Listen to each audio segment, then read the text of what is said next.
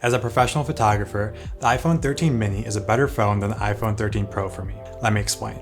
This review will cover photo and video abilities of this iPhone, consumption versus creation of social media content, and using the iPad mini and the iPhone mini together to boost productivity. Let's get into it.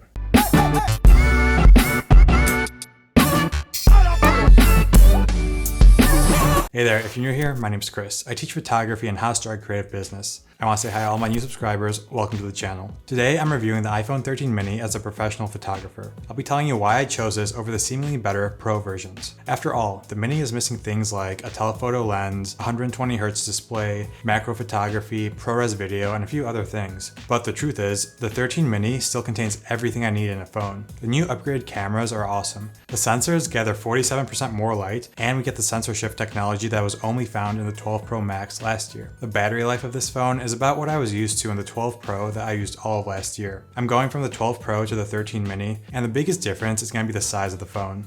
The number one reason I'm actually switching is something I haven't really seen a video on. I'm switching because I want to reduce my social media consumption and increase the amount of time I create on social media. Reduce consumption, increase creation, that's a good thing. I think a smaller phone will help with that. At the end of this video, I'll talk about how I'm using the iPad mini in combination with the iPhone mini in my business and personal life. Let's talk more about the cameras on this phone.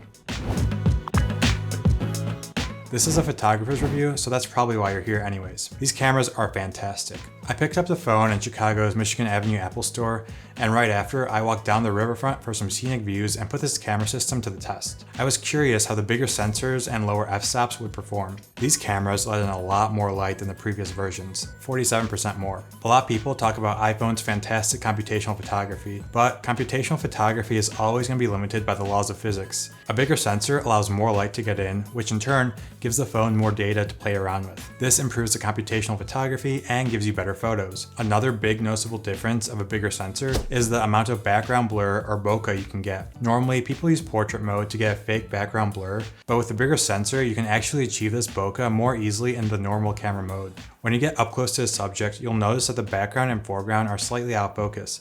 This camera starts to look a lot more like bigger mirrorless cameras due to that bigger sensor size. Another thing that caught my attention about this phone was Photographic Styles. Apple's Photographic Styles allow you to customize how the camera processes the photos that you take. Phones will apply image processing the instant you take the photo, and the phone will edit the photo a certain way. What Photographic Styles lets you do is control how the phone actually edits the photos when it takes them. I was really curious how this would work, so I took a bunch of test shots on the walk I talked about earlier. These styles are also customizable, which allow you to be even more creative with the photos you take. Apple lets you choose between standard, rich contrast, vibrant, warm, or cool.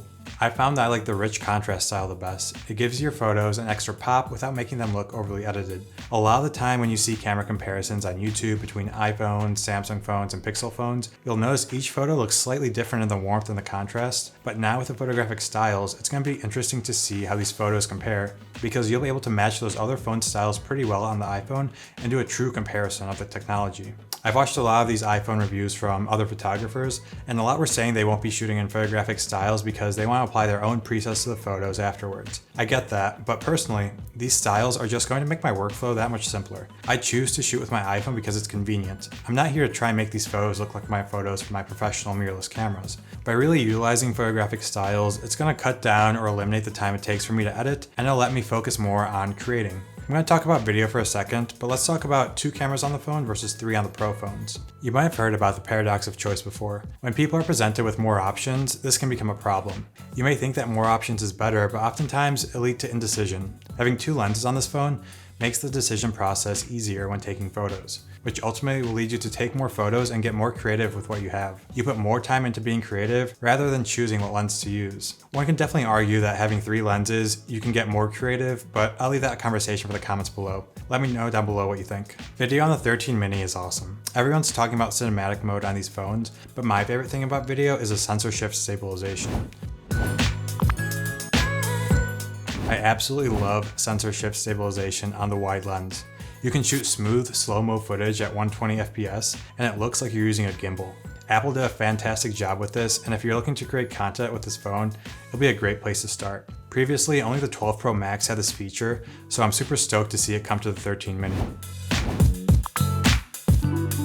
Cinematic mode on this new phone is alright. There are a lot of videos on YouTube that cover this in depth, so if you want a super detailed video, check out one of those. I found cinematic mode to be a fun feature to show your friends, but I don't really see myself creating professional content with it. For me, it's kind of like portrait mode in that sense. I found that cinematic mode is decent with people's faces, but when it comes to other objects, it's pretty hit or miss. I will say it's a really impressive feat of computational photography. Apple is definitely differentiating themselves from the competition with this, and that's cool to see. It's definitely going to drive competitors to build this into their phones, and competition is a good thing for technology. If you're getting any value out of this video so far, please drop a like below. Your support really helps me make more of these. I mentioned earlier how I'm trying to reduce my time spent on social media, consuming content. I'm a big believer in systems. If I can make it less enjoyable or cause more friction to do something like browse social media, I'll end up doing it less. That's the plan at least. So far it's been working, but we'll see how things end up in a few months. I will say though, the smaller form factor of this phone does make it easier to navigate the phone, which is nice, but it doesn't make it as great for consuming content, which is what I'm looking for here. I run a photography company as well as teach creatives how to start their own businesses. My time spent on those social platforms is time that I could be doing other things. The moment the phone goes from a tool to a hindrance is the moment I need to reevaluate why I have a phone in the first place. I can take calls on the phone with clients, I can message people, and there are a few apps I actually need to use on my phone for business and productivity.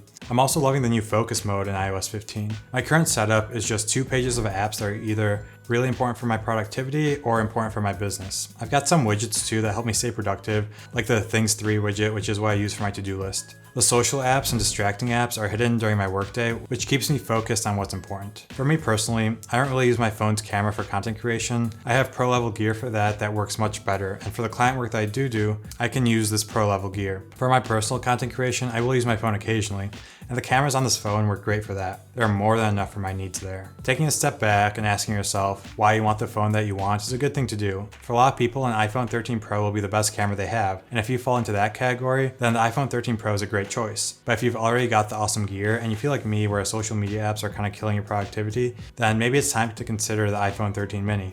As for the creating part, I use Instagram to post a lot of content. I will say having a smaller screen definitely makes it a little harder to post Instagram stories and Instagram reels. It's a little harder to get the text exactly where you want, and there are a few things a bigger screen would help with. But this is a pretty minor inconvenience that I'm happy to trade. Finally, I want to talk about how I'm using the iPad mini along with the new iPhone.